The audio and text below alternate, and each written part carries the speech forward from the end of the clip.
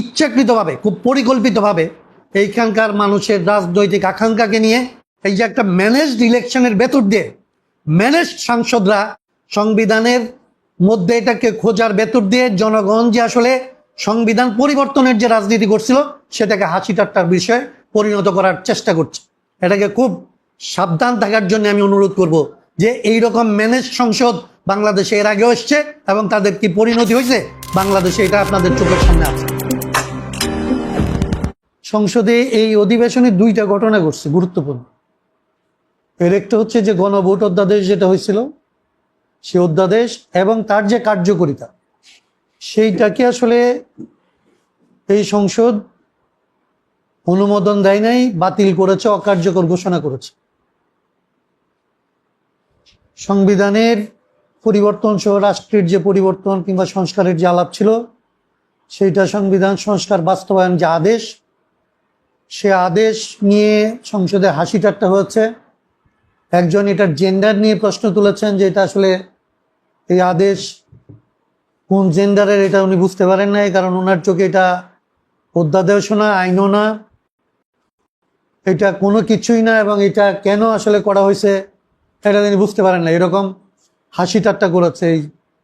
এবং বাংলাদেশের সংবিধানের কিংবা আসলে বাংলাদেশ রাষ্ট্রের পরিবর্তনের জন্য অন্তর্বর্তী সরকার যদি কোনো একটা আইন যেখানে আসলে জনগণের কর্তৃত্ব এবং ক্ষমতার বলে কোনো আইন করে থাকে, কোনো আদেশ দিয়ে থাকে, সেটা হচ্ছে এই সংস্কার বাস্তবায়ন আদেশ। সেটাকে তারা হাসি ঠাট্টার বিষয়ে পরিণত করছে।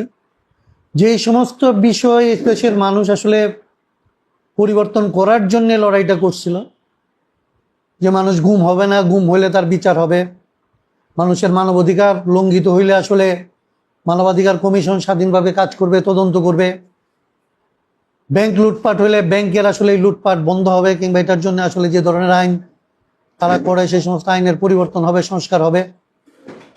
এই প্রধান প্রধান জায়গাগুলি নিয়ে অন্তত গতকালকে 10টা অধ্যাদেশকে তারা বিবেচনার জন্য নেয় নাই, মানে রেটিফাই করবে না, আইন হিসাবে এবার আসবে না, এটা পরবর্তীতে তারা চিন্তা করবে, এরকম একটা জায়গার মধ্যে ফেলে রাখছে। তার মানে, এবং তারা আরেক দিক থেকে তারা বলছে যে আসলে জুলাই জাতীয় সনদের মধ্যে সংস্কারের যে অঙ্গীকার করা হয়েছিল, সংস্কার যেভাবে আসলে করার জন্য সবাই মিলে ঐক্যমত্যে আসছে, নোট অফ ডিসেন্ট সহ, সেইগুলি যেভাবে জুলাই জাতীয় সনদের মধ্যে আসছে সেগুলি তারা অক্ষরে অক্ষরে পালন করবে। এই স্ববিরোধিতার মধ্যে আসলে সংসদের অধিবেশন চলতেছে। এবং গতকালকে এবং পরশুদিন মিলে আরেকটা খুব হাসি ঠাট্টা করা হয়েছে সরকারি ট্রেজারি বেঞ্চের দিক থেকে। সরকারি দলের সদস্যরা সংস্কার কমিশন আর সংস্কার পরিষদ কি, সংস্কার পরিষদ কোত্থেকে আসলো, এইটা তো সংবিধানে নাই, এরকম করে আসলে এর আসলে আগমনের সূত্র ধরে বিভিন্নভাবে সংস্কার পরিষদ নিয়ে আসলে হাসি ঠাট্টা করার চেষ্টা করছে, খুব স্মার্টলি, খুবই দুর্দান্ত অঙ্গভঙ্গি করে তুচ্ছ তাচ্ছিল্য করার এক ধরনের গেস্টার পোস্টার আমরা আসলে ওইখানকার তথাকথিত সাংসদদের কারো কারো বেলায় দেখছি। একেবারে পরিষ্কার করে এটা বলা দরকার যে বাংলাদেশের সংস্কারের যে ধারণা, এটা কোনো সাংবিধানিক ধারণা না, এটা একটা রাজনৈতিক ধারণা। এবং এখানকার মানুষ এই সংস্কার বাস্তবায়নের জন্যে সংবিধান থেকে শুরু করে রাষ্ট্র পরিচালনার যাবতীয় আইন কানুন যেখানে যেখানে মানুষের অধিকারকে লঙ্ঘিত করে, যেখানে যেখানে মানুষের মর্যাদাকে লঙ্ঘিত করে, যেখানে যেখানে মানুষের শোষণ এবং লুণ্ঠন পাচারকে আসলে বাধা দিতে ব্যর্থ হয়, সেই জায়গাগুলি পরিবর্তন করে একটা নতুন ধরনের রাজনৈতিক বন্দোবস্ত প্রতিষ্ঠা করার জন্য বাংলাদেশের রাজনীতি, বাংলাদেশের রাষ্ট্র, বাংলাদেশের সংবিধান, বাংলাদেশের এই আইন কানুন সংস্কার করার রাজনৈতিক ধারণা হিসাবে এটা বাংলাদেশে নতুনভাবে নিয়ে এসছে। এবং এই ধারণাকে বাংলাদেশের মানুষ গ্রহণ করেছে। আজকে যারা ট্রেজারি বেঞ্চে আছে তারা পর্যন্ত এই সংস্কারের ধারণা, তাদের জাতীয়তাবাদী রাজনীতির খোলস ফেলে দিয়ে এই জনগণের এই আকাঙ্ক্ষার সাথে থাকার জন্যে তখন সংস্কারের জন্যে 31 দফা কর্মসূচি দিতে বাধ্য হয়েছিল। অতএব এইটা মনে রাখা দরকার যে এটা কোনো সাংবিধানিক প্রকল্প না, এটা সংবিধান পরিবর্তনের প্রকল্প। সংবিধান পরিবর্তনের প্রকল্প সংবিধানের মধ্যে খুঁজে পাওয়া যাবে না। আমি এখানে সংবাদকর্মী এবং এটার ভেতর দিয়ে বাংলাদেশের মানুষকে জানাতে চাই যে ইচ্ছাকৃতভাবে খুব পরিকল্পিতভাবে এইখানকার মানুষের রাজনৈতিক আকাঙ্ক্ষাকে নিয়ে সংসদে যে এই যে একটা ম্যানেজড ইলেকশনের ভেতর দিয়ে ম্যানেজড সাংসদরা সংবিধানের মধ্যে এটাকে খোঁজার ভেতর দিয়ে জনগণ যে আসলে সংবিধান পরিবর্তনের যে রাজনীতি করছিল সেটাকে হাসি ঠাট্টার বিষয়ে পরিণত করার চেষ্টা করছে।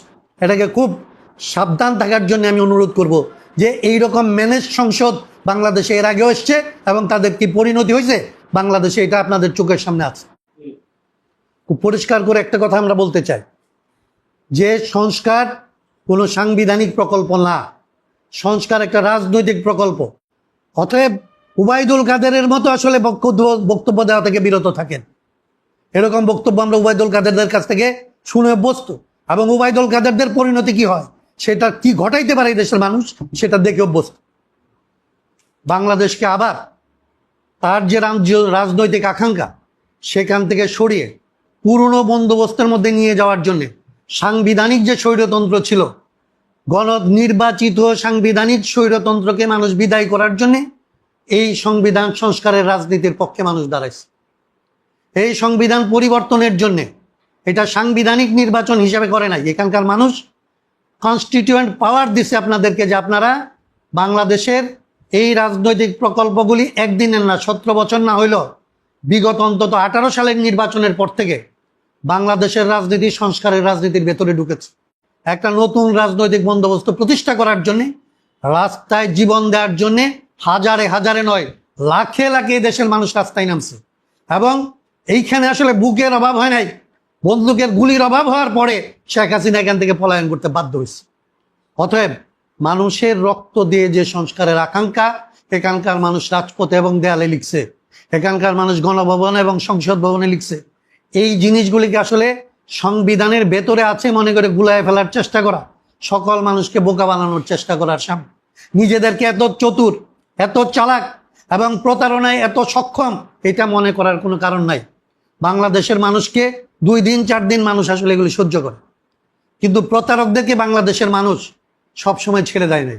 তাহলে প্রতারকরা যারা ছিল আগে, যে প্রতারকরা ছিল তারাই ক্ষমতায় থাকতো, আপনাদের নতুন করে এসে নতুন প্রতারণার ফাঁদ পাতার সুযোগ আপনাদের হইত।